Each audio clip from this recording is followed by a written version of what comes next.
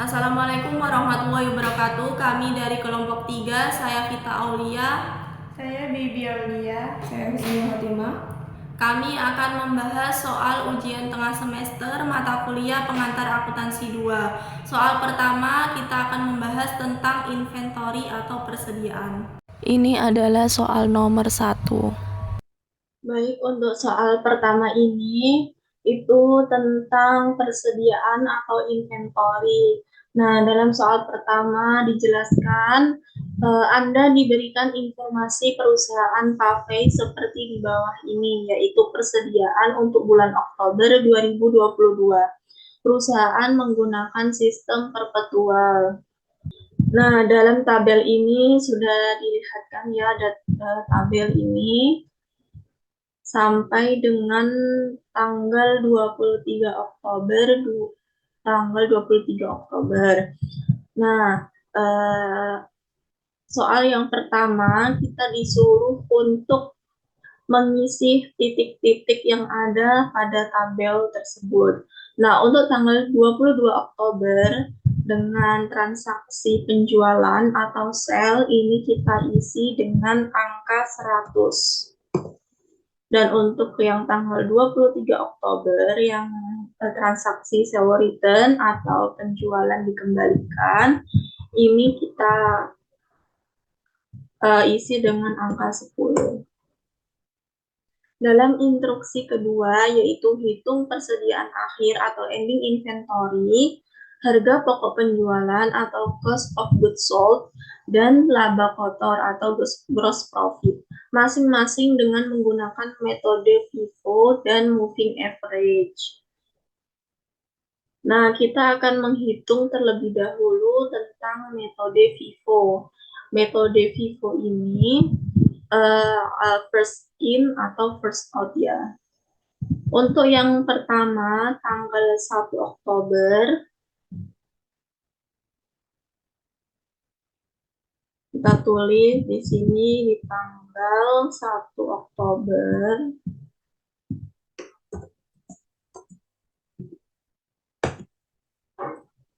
dengan transaksinya begini, inventory atau saldo persediaan awal kita catat di kolom balance, yaitu untuk kuantitinya atau unitnya ada 60.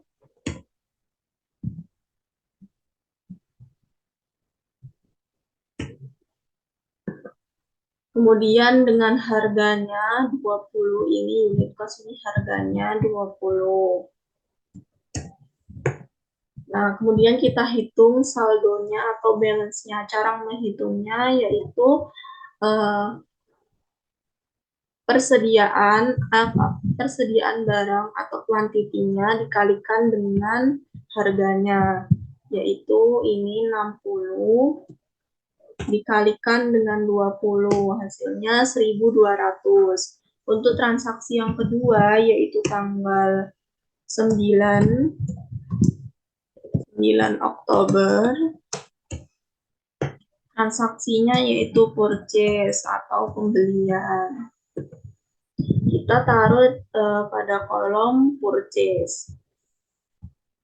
Nah, ini diketahui pembeliannya yaitu 100 unit ya, 100 unit. Kita tulis 100 unit dengan harga 22. Kemudian kita hitung 100 dikalikan dengan 22 sama dengan 2.200. Setelah itu kita isi di kolom balance atau kolom saldonya. Nah, karena ini metode FIFO, first in first out, maka yang saldo yang ada di atasnya ini kita harus tulis kembali ulang ya. Jadi kita harus turunkan ke bawah. 60, harganya 20.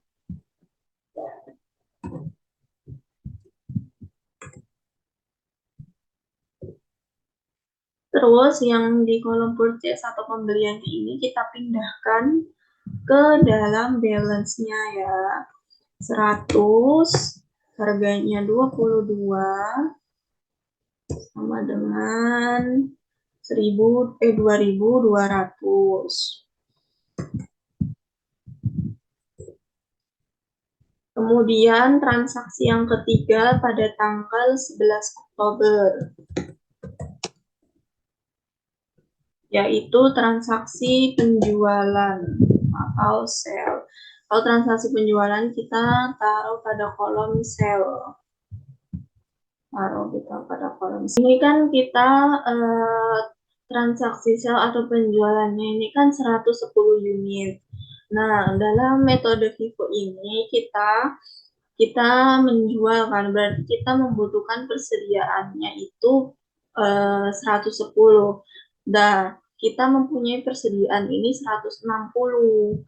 Jadi kita ambil dulu yang atas, karena kalau FIFO ini tuh yang lama itu yang dijual duluan ya. Jadi kita pakai yang 60 dulu. 60 dengan harganya 20.200. Terus karena kita akan menjual 110 dan sudah diberikan 60, berarti masih kurang 50 lagi. Kita 50. Nah, 50 ini pakai harga yang mana? 50 ini pakai harga yang 22. Yang harga 22 ini. Karena yang atas yang harga 20 ini sudah habis. Jadi kita mengambil yang harga 22. Ini persediaannya ada 100, sedangkan kita masih kurang 50. Jadi kita menggunakan harga yang 22. 50 dikalikan dengan 22, hasilnya sama dengan 1.100. Nah, sekarang kita menghitung di balance-nya, saldonya. Sisa berapa? Karena yang 60 ini tadi sudah habis, maka kita hiraukan ya. Kita tinggal menghitung yang 100 ini. 100 ini sudah dikurangi dengan 50 karena penjualannya masih kurang. Jadi kita mengambil dari 100. 100 dikurangi 50 masih ada 50. Tetap dengan harga 22. 50 dikalikan dengan 22 sama dengan 1.100. Untuk transaksi yang ketiga yaitu pada tanggal 17 Oktober, yaitu transaksi purchase atau pembelian. Maka kita taruh pada kolom purchase. Transaksi pembelian. Nah, ini kita membeli 150 unit dengan harga 23. Maka kita hitung balance, kita hitung 150 dikalikan dengan 23 sama dengan 3.450. Kita langsung tambahkan kita langsung masukkan ke dalam balance. Balance-nya kita turunkan harga yang tersisa atau persediaan yang tersisa ini kita turunkan ke bawah.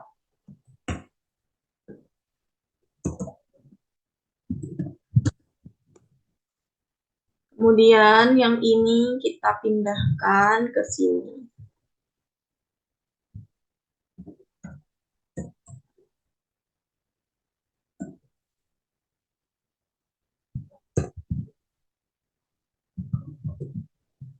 Nah, untuk transaksi selanjutnya yaitu pada tanggal 18 Oktober,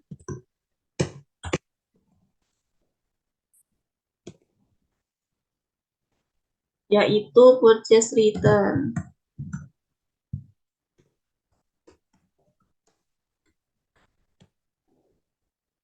Atau pembelian yang dikembalikan. Karena dikembalikan jadinya minus 10 unit dengan harga 23. Nah, itu minus 10 dikalikan dengan 23 jadinya minus 230. Kemudian kita hitung Ini yang 50 kita turunkan dulu.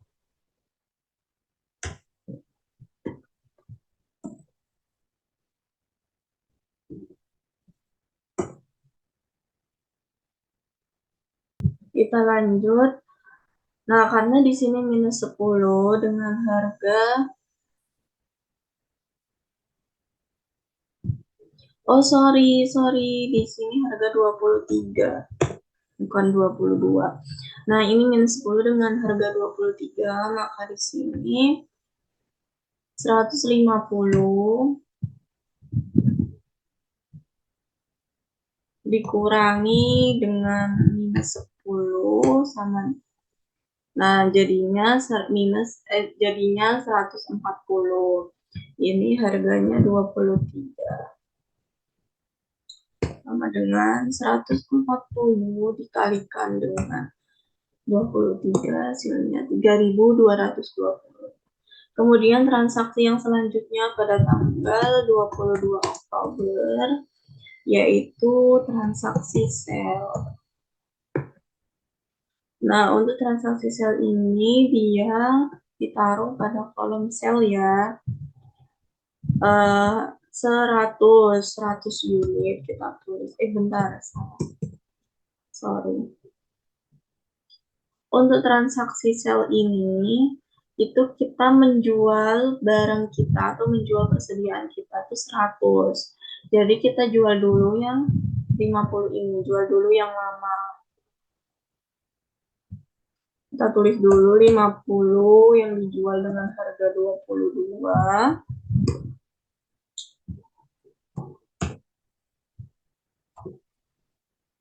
Kemudian karena jualnya 100 masih kurang 50 lagi. Dengan harga 23 karena kita menganut yang bawah ya.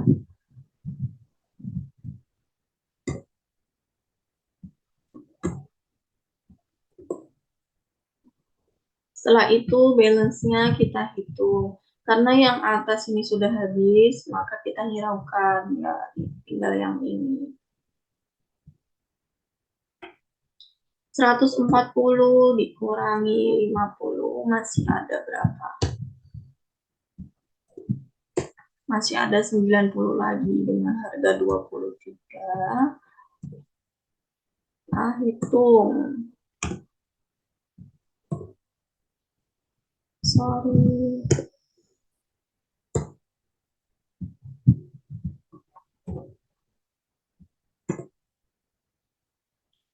Kemudian transaksi yang terakhir yaitu pada tanggal 23 Oktober yaitu sell return.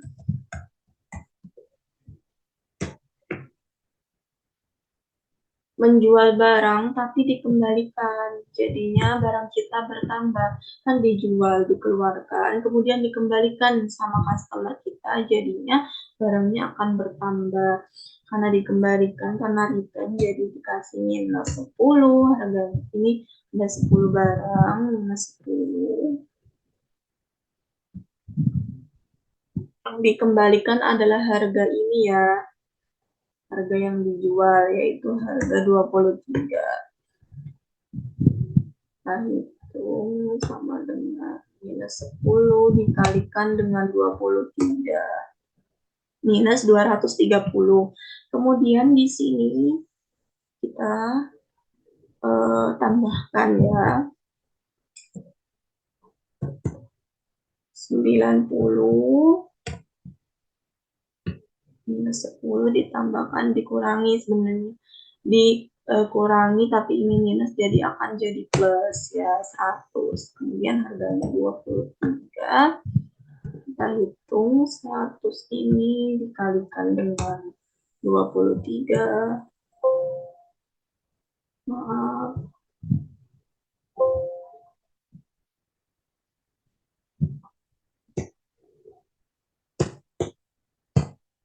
seratus dikalikan dengan 23.300. Nah, untuk ending inventory-nya yaitu harga ini, harga ya apa? Balance yang terakhir yang ini 2.300. Nah, untuk HPP atau COGS, kita kan disuruh menghitung COGS atau cost of goods sold.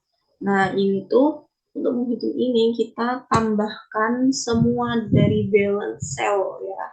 Ini 1.200 ditambah dengan 1.100 ditambah lagi dengan 1.100 ditambah dengan 1.150 dan ditambah dengan minus 230. Nah, jadinya COGS-nya 4.320. Nah, ini untuk yang metode FIFO. Mencari gross profit dari metode FIFO yang telah dijelaskan oleh sebelumnya. Dan kita lihat di tabel, ada 3 transaksi penjualan, yaitu tanggal 11 Oktober, tanggal 22 Oktober, dan tanggal 23 Oktober. Kita masukkan di sini tanggal 11 Oktober. 11 Oktober terdapat sel penjualan sebesar 110, kita kalikan dengan harga jual yang di soal $40, lalu kita kalikan 110 dengan $40,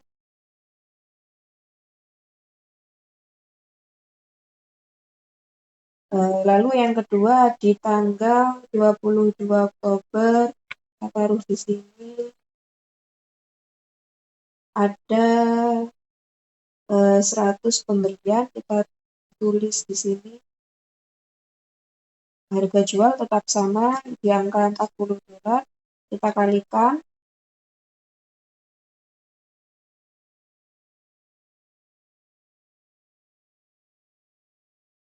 Ya, lalu yang transaksi ketiga ini ada sell return pada tanggal 23 Oktober. Sell return sebesar 10, karena sell return atau pengembalian barang yang telah dijual, maka kita beri tanda min. Harga jual tetap sama di kisaran 40, lalu di sini kita kalikan, rumus tetap sama, kita kalikan min 10 dengan 40 sama dengan min 400. Lalu kita cari net sales-nya. Net sale atau penjualan bersihnya ini. Kita 4.400, kita tambahkan dengan 4.000, dan kita kurangi dengan min 400. Kita dapati hasil sebesar 8.000. Lalu untuk COGS-nya kita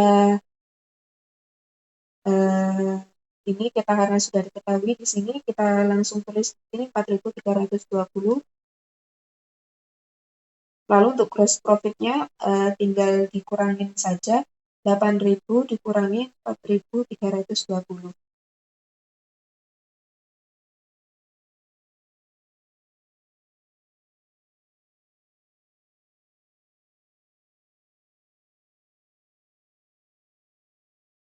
Sebesar 3.680.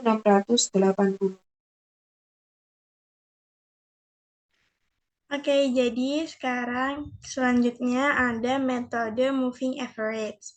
Di metode moving average ini pada tanggal 1 Oktober perusahaan mempunyai persediaan awal atau yang biasa disebut dengan beginning inventory. Persediaan yang dimiliki perusahaan yaitu 60 dengan harga per unitnya 20.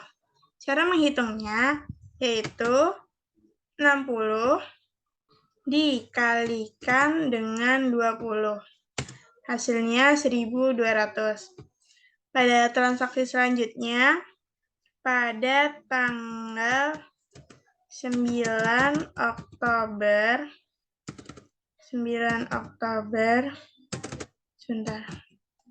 pada tanggal 9 Oktober, perusahaan melakukan pembelian barang. Untuk pembelian barang, kita taruh ke kolom purchase atau pembelian. Perusahaan membeli sebesar 100 dengan harga per unitnya 22. Menghitungnya sama seperti tadi ya, yaitu 100 kita kalikan dengan 22. Hasilnya 2.200. Karena kita menggunakan metode moving average, kita langsung menjumlahkan barang di bagian kolom persediaan barang. Caranya 60 persediaan awal tadi kita tambahkan dengan barang yang kita beli, yaitu 100. Jadi 160. Untuk harga per unitnya tidak langsung kita tuliskan, kita menuliskan harga barang seluruhnya. Yaitu caranya 1.200 ditambah dengan 2.200. Hasilnya 3.400. Untuk mengetahui harga barang per unitnya pada metode moving average ini, kita lakukan pembagian. Harga barang dibagi dengan jumlah barang. Jadi harga per unitnya yaitu 21,22. 21,25. Oke, untuk transaksi selanjutnya pada tanggal 11 Oktober, perusahaan melakukan penjualan barang atau sell. Kalau penjualan barang, kita taruh ke kolom sales. Perusahaan menjual sebesar 110. Untuk metode moving average ini berbeda dengan metode FIFO. Kalau FIFO kita turunkan satu persatu. Kalau moving average kita langsung kurangkan balance ini. Karena balance ada 160, kita ambil 110. Dengan harganya yaitu yang ada di persediaan ini, persediaan terakhir. Harganya 21,25. Cara menjumlahkannya 110 kita kalikan dengan 21,25. Hasilnya 2.337,5. Karena barang yang tadinya 160 sudah kita jual sebesar 110. Jadi 160 kita kurangkan dengan 110 karena sudah kita jual. Hasilnya adalah 50. Harganya sama. Jadi harga keseluruhannya 50. Kita kalikan dengan 21,25. 1062,5. Pada transaksi selanjutnya pada tanggal 17 Oktober. Perusahaan melakukan pembelian barang lagi. Perusahaan membeli barang. Untuk pembelian barang kita taruh ke kolom purchase ya. Perusahaan membeli barang sebanyak 150 dengan harga per barangnya 23. Jadi 150 kita kalikan dengan 23. Hasilnya 3.450. Karena kita sudah membeli, jadi kita tambahkan yang 50 ini, kita tambah dengan barang yang sudah kita beli, 150. Hasilnya 200. Kita jangan langsung menghitung harga per unitnya, tetapi kita harus menghitung harga keseluruhannya terlebih dahulu, yaitu 1062,5 kita tambahkan dengan 3.450. Hasilnya 4.512,5.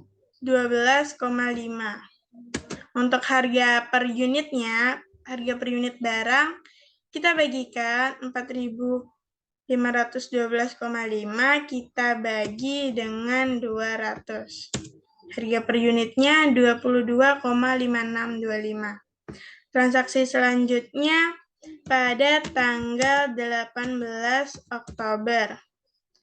Perusahaan melakukan pengembalian barang atau purchase return. Kita kembalikan barang tersebut ke penjualnya. Perusahaan melakukan purchase return. Kemudian untuk purchase return tetap kita tuliskan ke kolom penjualan ya. Kita kolom pembelian, purchase return. Perusahaan mengembalikan sebesar 10 karena kita mengembalikan, jadi kita berikan min. Barang yang dikembalikan tadi dengan seharga 23. Jadi, min 10 dikalikan dengan 23. Hasilnya min 230. Untuk cost balance-nya, karena kita kembalikan, jadi 200 ini kita kembalikan min 10. Sisanya 190. Ini kita tambahkan dengan min 230. Hasilnya 4282,5. Harganya sama ya guys, seperti tadi. 4282,5 kita bagikan dengan 190.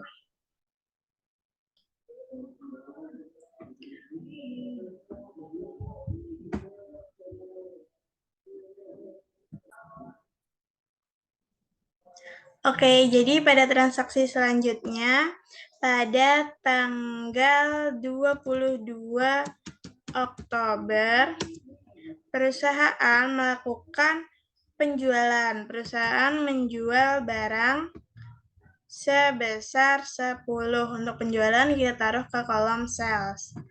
Perusahaan menjual barang 10 unit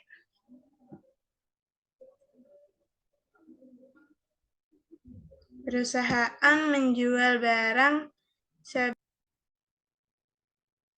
Oke, selanjutnya pada transaksi pada tanggal 22 Oktober, perusahaan melakukan penjualan atau sales. Perusahaan menjual sebesar 100 unit. Dengan harga ini, kita ambil harga di persediaan terakhir ini. Jadi, 100 kita kalikan dengan harga per unitnya. Jadi, hasilnya 2.253,947368. Karena sudah kita jual, kita kurangkan 190 dikurangkan dengan 100. Tinggal 90. Harganya tetap yang sama seperti di atas. Harganya yang ini ya. Sama dengan 90 dikalikan dengan 22. Hasilnya 2028,552632. Pada transaksi selanjutnya pada tanggal 23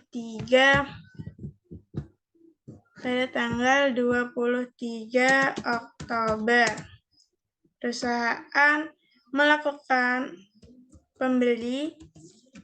sales return atau mengembalikan barang yang telah mereka beli ke perusahaan kita. Karena pembeli melakukan sales return,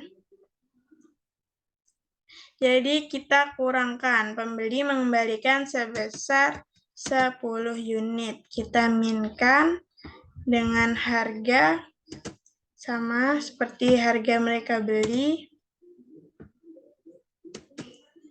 Jadi min 10 kita kalikan dengan harga belinya. Jadi min 225,39473768. Karena mereka mengembalikan barang, jadi kita tambahkan.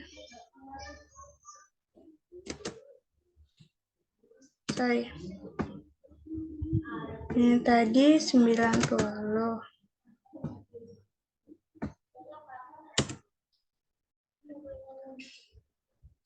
Ini kita 90 dikurang min 10. Jadi barang kita bertambah ya guys. Jadi tadinya 90 karena dikembalikan 10 bertambah jadi 100. Dengan harga yang sama. Jadi jumlah harga keseluruhannya yaitu 100 kita kalikan dengan 22,53947368. Hasilnya yaitu 2253,947368. Ini hasil akhir ini kita jadikan sebagai ending inventory. Untuk HPP atau COGS-nya, cara menghitungnya yaitu 2337,5 ditambah, ini kita jumlahkan semuanya ya. Dengan ini ditambahkan lagi sama ini. Jadi hasil akhirnya yaitu 4366,052632. Jadi ini hasil HPP atau COGS. Metode average sama terdapat 3 kali transaksi, ada di tanggal 11 Oktober, lalu di tanggal 22 Oktober, lalu di tanggal 23 Oktober.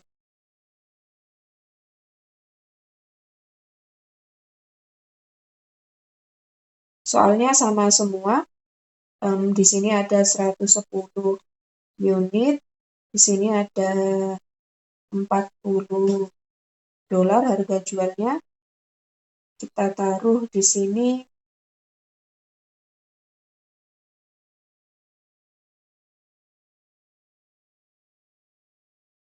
untuk lebih singkatnya kita langsung saja copy paste yang di sini. Seperti ini teman-teman. Net sale juga sama sebesar 8.000. Untuk COGS-nya di sini terdapat perbedaan karena berbeda metode. Di sini ada 4.365,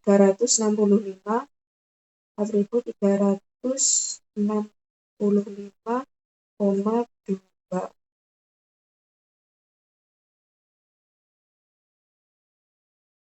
Ya, lalu untuk menghitung gross profit adalah 3.684,8.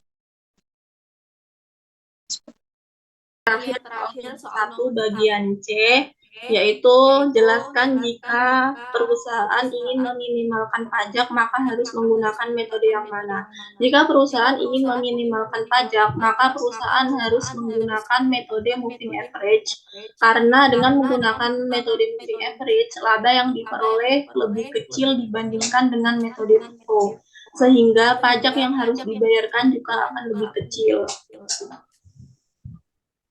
Kayak gambar di sini di tabel, kalau laba FIFO lebih besar daripada laba moving average, makanya nanti pajaknya akan lebih gede yang FIFO. Kalau untuk meminimalkan pajak, mending dipakai metode moving average. Udah. Baik, untuk berikutnya ada soal nomor 2 ini tentang bank rekonsiliasi atau rekonsiliasi bank. Informasi di bawah ini berkaitan dengan rekening kas di buku besar perusahaan Fitch. Saldo 1 Desember sebesar 3.795.000.000, setoran tunai 1.920.000.000, dan saldo pada 31 Desember sebesar 3.970.700 rupiah. Tertulis 1.912.380.000 rupiah. Rekening koran menunjukkan saldo sebesar 4.289.000.000 dan memo sebagai berikut. Nah, untuk yang pertama ini adalah saldo banknya atau cash balance per bank. Cash balance per bank kita catat. Saya sudah membuat tabel bank rekonsiliasinya. Cash balance per bank atau saldo korannya itu sebesar berapa tadi? 4.289 juta.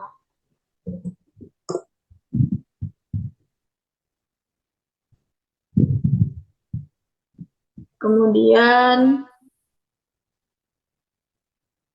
saldo cash balance per booknya atau saldo perusahaannya itu sebesar 3.700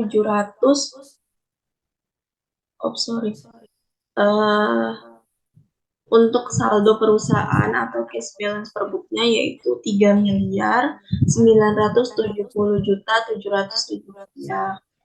Kita catat untuk saldo perusahaannya ada 3.970.700.000 rupiah.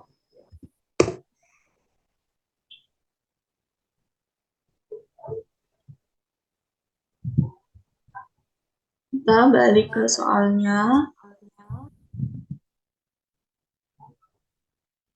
Dan ini adalah informasi terkait bank rekonsiliasi tersebut yang harus kita telusuri. Untuk yang pertama, cek NSF atau Not Surveillance Fund sebesar 51.500.000 berasal dari Henning, seorang pelanggan. Biasanya ini itu disebut sebagai cek kosong. Ya, kita catat karena ini cek kosong dari ini maka dia masuk ke dalam cash balance per book atau saldo perusahaan di bagian pengurangan atau di bagian less. Terus ini sebesar 51 juta. NSF, keterangan NSF cek Henin sebesar 51.500.000 rupiah.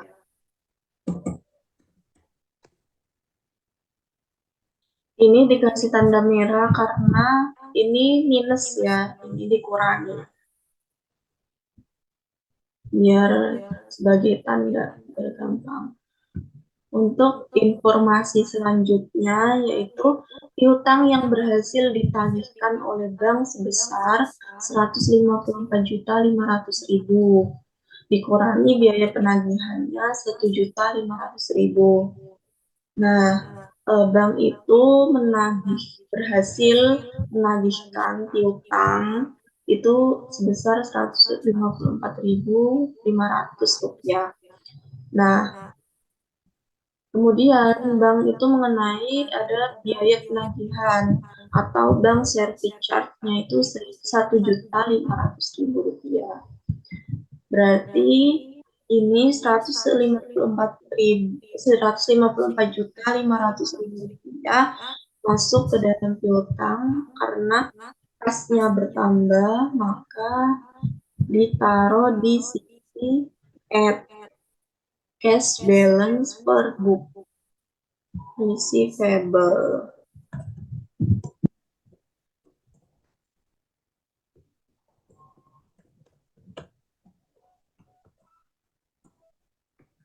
Rp154.500.000. Kemudian untuk biaya penagihan atau bank service charge ini ditaruh sisi less karena dia mengurangi saldo kas. Bank service charge sebesar 1.500.000 rupiah. Selanjutnya, yang nomor 3, bank mengenakan biaya 1 juta untuk mencetak cek. 1 juta kita catat sebagai bank service charge juga. Karena itu merupakan pengeluaran kita, jadi kita catat di bagian less. Sebesar 1 juta. Selanjutnya, dan biaya transfer untuk bank yang berbeda 2.500 per transfer. Feed Company melakukan 200 transfer ke bank yang berbeda selama Desember 2018. Karena kita melakukan biaya transfer, kita mencatatnya juga di bagian less. Kita catat juga sebagai bank service charge sebesar 2.500 per transfer. Karena kita melakukan 200 kali transfer, kita kalikan dengan 200. 2.500 kita kalikan dengan 200, yaitu 500.000. Yang nomor 4, termasuk dengan cek yang dibatalkan karena cek tersebut dikeluarkan oleh Dimitrov CO kepada Ferrer CO sebesar 24 juta dan bank keliru mengkreditkan. Di sini tertulis bank keliru, berarti ini merupakan error yang dilakukan oleh bank. Karena dilakukan oleh bank, kita catat di cash balance per bank bagian less dengan nama error sebesar 24 juta. Selanjutnya, cek beredar yang belum dicairkan oleh penerima cek dari perusahaan pada tanggal 31 Desember sebesar 723 juta. Ini cek yang beredar tetapi belum dicairkan oleh penerima cek. Jadi kita mencatatnya di cash balance per bank bagian less karena belum dicairkan. Kita catatnya sebagai outstanding cek. Cek beredar tetapi belum dicairkan sebesar 723 juta. Selanjutnya, deposit atau setoran dalam perjalanan pada tanggal 31 Desember dengan total 526 juta. Deposit in transit, kita catat sebagai deposit in transit di bagian add.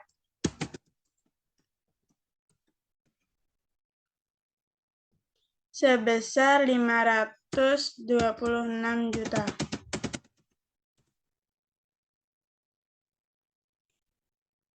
Selanjutnya, ada cek dari Feed Company sebesar 85.200.000 pada tanggal 10 Desember telah dicairkan oleh bank pada tanggal 25 Desember oleh penerima cek.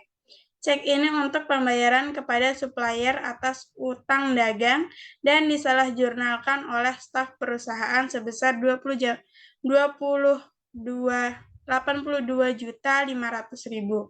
Karena ini yang salah adalah staf perusahaan, maka kita catat di cash balance per bank bagian less sebagai error bank. Yang tadinya itu 85.200.000 karena salah dijurnalkan oleh staf perusahaan menjadi 82.500.000. Jadi kita kurangkan. Jadi dia error sebesar 2.700.000. Nah, untuk informasi semuanya sudah jelas, sudah dicatat dengan baik. Sekarang kita menghitung ya. Kita hitung dulu ini total less-nya, less cash balance per banknya berapa? 24 juta ditambah dengan 723 juta sama dengan 747 juta. Sekarang kita menghitung untuk adjusted cash balance per banknya berapa, saldo akhirnya balance-nya itu berapa. Ya, sama dengan saldo awal bank ditambahkan dengan add-nya deposit in transit, kemudian dikurangi dengan less, ini total less-nya dengan adjusted cash balance per banknya adalah 4.068 juta. Sekarang kita harus mencari atau menghitung cash balance per bukunya itu ada berapa sih. Yang pertama, kita harus menghitung dulu ini less-nya, biar nanti tinggal mudah. 51.500.000 ditambah 1.500.000 ditambah dengan 1 juta ditambah 500.000 dan ditambah dengan 2.700.000. Hasilnya 57.200.000. Nah, sekarang kita akan menghitung adjusted cash balance per book.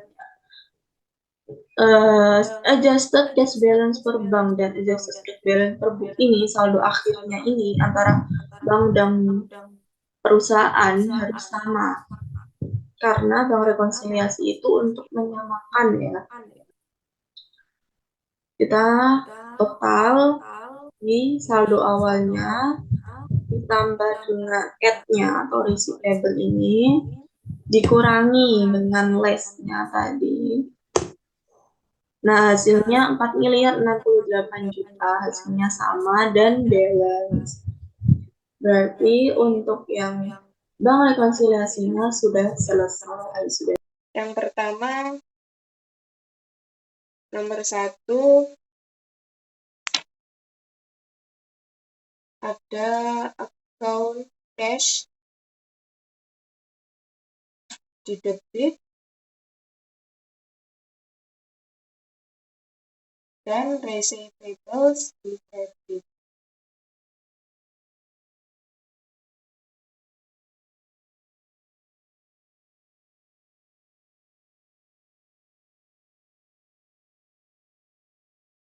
Kita lihat di atas, yang kita jurnal penyesuaian itu kita pakai ya transaksi yang ada di perbooks ini. Yang pertama kan ada akun piutang ini, karena akun piutang karena ini adalah di add pada perbooks, maka kita tambahkan cash di debit dan piutang di kredit, seperti itu. Karena kita menerima piutang sebesar 154 juta, maka cashnya ada di debit. Kita tulis 150 sini. Ya, yang kedua ada NSF check, ini juga sama piutang, tentang piutang, namun untuk NSF check ini kan dikembalikan, maka kita jurnal receivables-nya dari debit dan cash-nya dari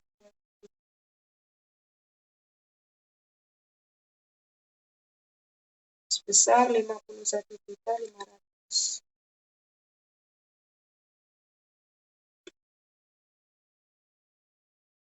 Selanjutnya ada bank service charge. Kita tulis di sini. Karena bank service charge itu kita mengeluarkan uang, maka bank service charge berada di debit.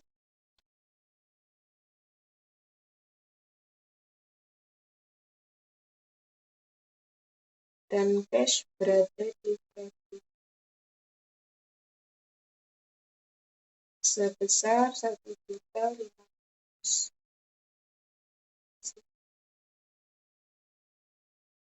Lalu yang transaksi selanjutnya sama, bank service charge lagi, kita tinggal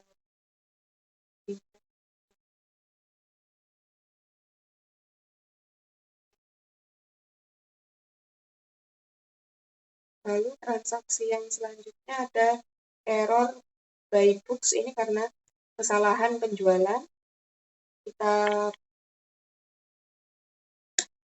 beri nama credit debt. Yang dikredit adalah cash.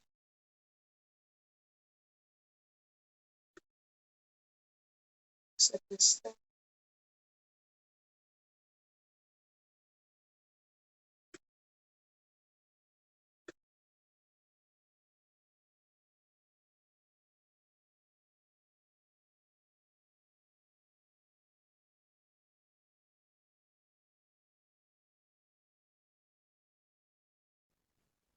Baik, untuk selanjutnya yaitu soal nomor 3 tentang piutang atau receivable. Soal nomor 3, perusahaan itu mempunyai total allowance for doubtful account atau APDA atau cadangan piutang tak tertagih sebesar $700 di saldo kredit pada 31 Desember 2022. Sebelum dilakukannya jurnal penyesuaian provisi atau pencadangan, berikut merupakan jadwal umum piutang atau aging schedule konsumen. Nah, ini dia instruksinya yang A.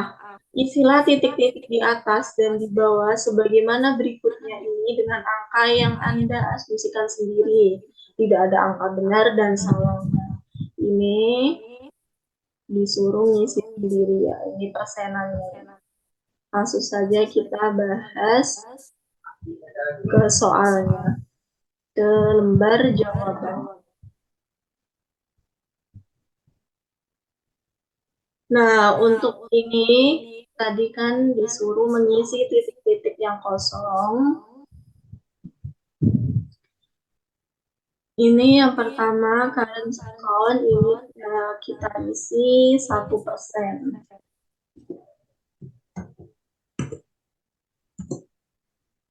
Terus untuk yang kedua 1 sampai 30 hari ini kita isi 2%. Dan untuk 31 sampai 60 hari kita isi 3%.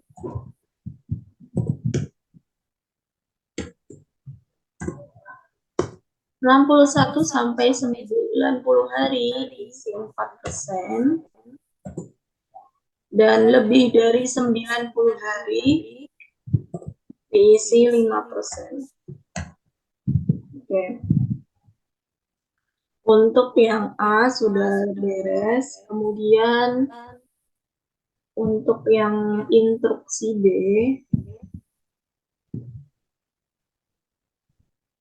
siapkan jurnal penyesuaian pada 31 Desember 2022 untuk mengakui beban cadangan piutang tak tertagih atau bad debt expense.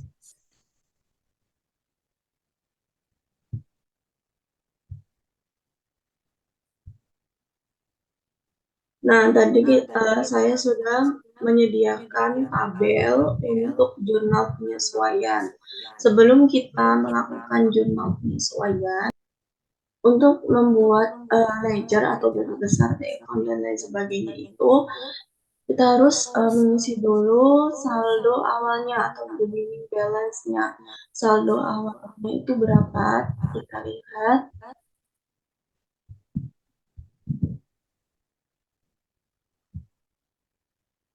Saldo awal dan saldo akhirnya. Saldo awalnya $700 dan saldo akhirnya adalah $168.000. Kita masukkan ke dalam tabel buku besarnya atau ledgernya. Saldo awalnya $700 dan saldo akhirnya $168.000. Nah, kita harus mencari nih, menghitung bad debt expense-nya ini. Caranya adalah $168.000 dikurangi dengan $700 sama dengan $167.300. Kenapa kok dikurangi? Karena ini kredit. Nah, yang di jurnal adalah ini. Yang di jurnal adalah $167.300. Kita jurnal di sini bad debt expense di sisi debit $167.300 dan AFDA atau allowance for the full account di sisi kredit 167.300.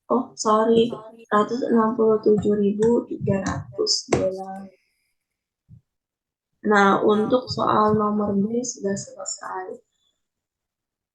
Selanjutnya kita mengisi atau menyelesaikan soal nomor 3 yang bagian C. Untuk instruksi yang C, asumsinya sama seperti poin di atas, kecuali AFDA bersaldo. Ini kita disuruh ngasih nilai atau angka sendiri, harga sendiri ya. Misal di sini kita asumsikan 800 dolar.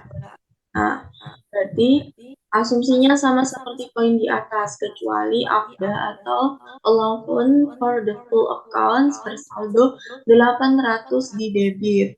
Tadi yang bagian B ini sebenarnya soalnya sama dengan B. Tapi yang C ini di debit dan yang B tadi 700-nya di debit. Siapkan jurnal penyesuaian untuk mengakui beban cadangan piutang tak tertagih atau bad debt expense. Soalnya disuruh sama, yaitu untuk menyiapkan jurnal penyesuaian bad debt expense-nya. Dan kita isi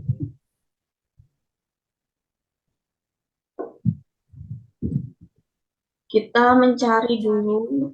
Sebenarnya yang disuruh itu cuma jurnal penyesuaiannya aja. Tapi karena untuk memudahkan kita mengisi jurnal penyesuaian, maka kita bikin ledgernya dulu. Untuk saldo awalnya tadi berapa?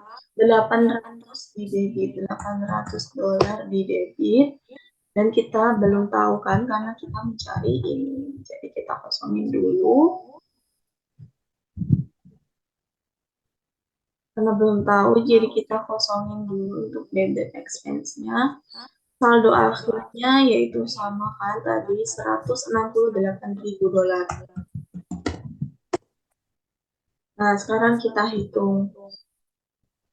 Karena ini saldo awalnya berada di sisi debit, maka kita tambahkan $168.000 ditambah dengan $800 sama dengan $168.800. Nah, ini yang akan kita kredit. Yang kita akan ini yang akan kita jurnal. Jurnalnya ini ya, jurnalnya sama, yaitu bad debt expense di sisi debit dan allowance for the full account di sisi debit. Kita bad debt expense-nya $168.800 di sisi debit dan $168.800 di sisi kredit di bagian allowance for the full account.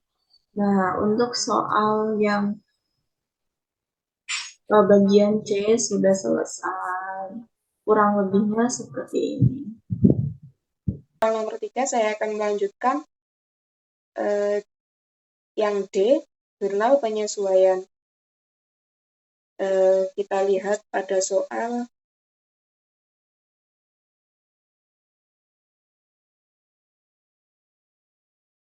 yang D adalah jika perusahaan menggunakan perhitungan 1% dari total penjualan kredit dan diketahui perusahaan mempunyai penjualan kredit sebesar $550.000 dan AFDA di kredit sebesar $1 sebelum penyesuaian, maka siapkan jurnal penyesuaian pada 31 Desember untuk mengakui bad debt expense seperti itu.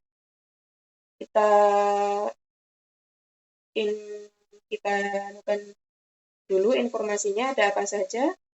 Yang pertama diketahui account receivable sebesar 168.000. Yang kedua ada credit sales tadi sebesar 550. Yang ketiga ada AFDA sebesar 1.000 dan estimasinya 1%. Lalu kita cari BDE-nya, estimasi BDS 1% kita kalikan dengan 168.000 menjadi 1.680.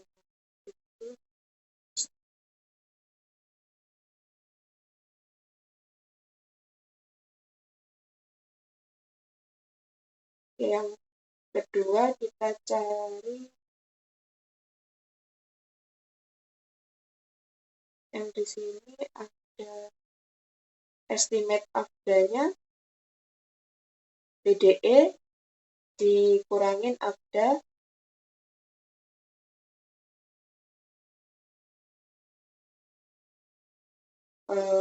menjadi 608. Maka yang akan kita jurnal adalah estimate BDE-nya yang ini sebesar 1.680.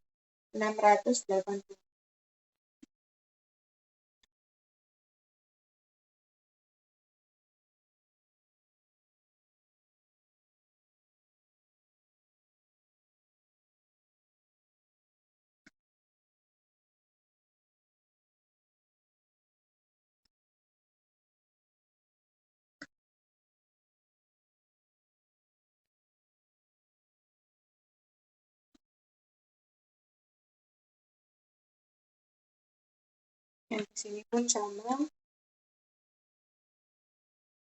sebesar 1.680. Oke, jadi yang E, yaitu asumsikan kejadian berikut terjadi pada tahun 2023.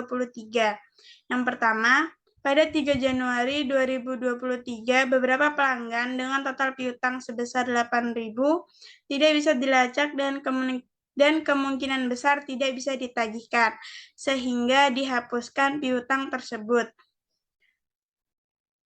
Jurnalah kejadian ini. Oke, jadi pada tanggal 3 Januari dihapuskan piutang, kita catat sebagai AFDA di bagian debit dengan jumlah 8.000 dan bagian kreditnya kita catat sebagai account receivable atau piutang sebesar 8.000.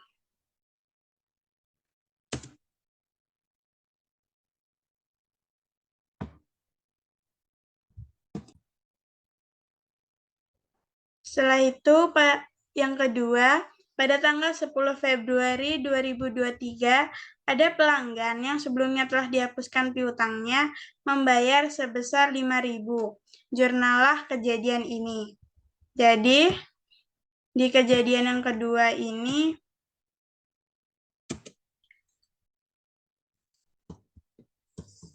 E2, pelanggan membayar hutangnya. Kita catat sebagai jurnal recovery. Di tanggal 10 Februari.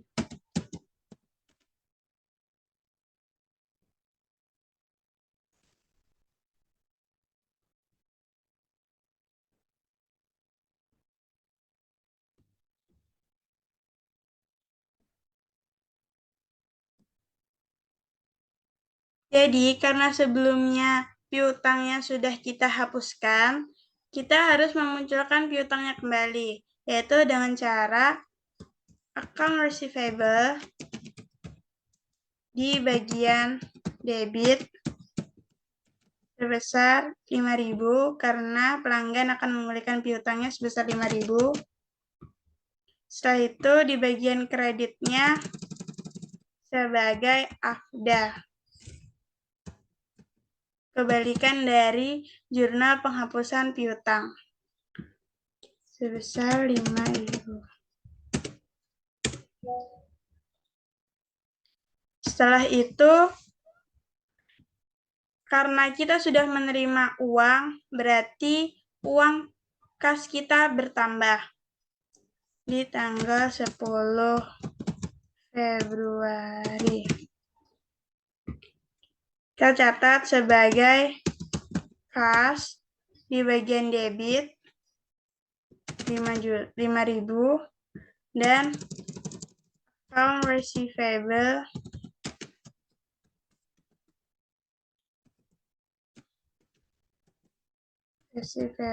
di bagian kredit 5.000.